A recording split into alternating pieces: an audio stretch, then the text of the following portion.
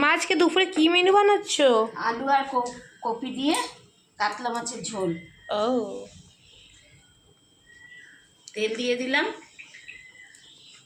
এবার একটু কালো জিরে দিলাম, কপিটা ভেজে উঠিয়ে নেব। ভাজা হোক, আলু কপিটা ভাজা ভাজা হয়ে গেছে, উঠিয়ে নিচ্ছি। বলো বলো। এই মশলাটা দিয়ে দিলাম, সব জিরে ধনে আর গুঁড়ো লঙ্কা হলুদ সব আছে তার মধ্যে। দিয়ে দিলাম জল, একটু কাঁচা লঙ্কাও দিয়ে দিলাম, এই আর টমেটো দিয়ে দিলাম। এবার দিলে এটা ভাজা ভাজা হোক, তারপরে নুন দেব, 1 চামচ নুন দিচ্ছি।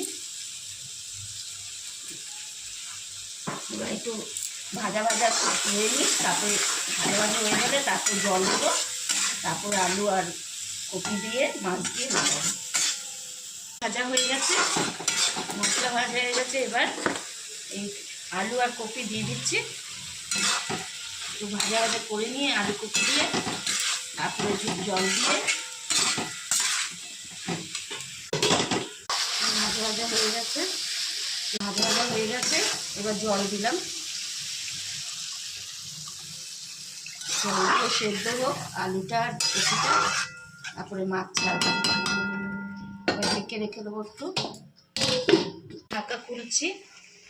এবার দেখছি সেদ্ধ হয়েই গেছে। হ্যাঁ, সেদ্ধ হয়ে গেছে, কপিও সেদ্ধ হয়ে গেছে। এবার মাছগুলো ছেড়ে দিচ্ছি।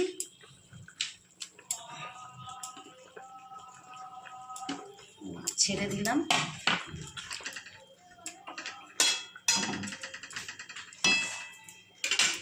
চিনি দিয়ে দেবো, অল্প একটু হালকা চিনি দিয়ে দিলাম, ধনে পাতা দিয়ে দেবো, ধনে পাতা দিয়ে দিলাম।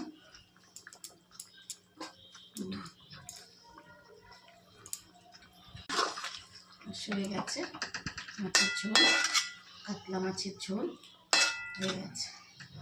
হয়ে গেছে?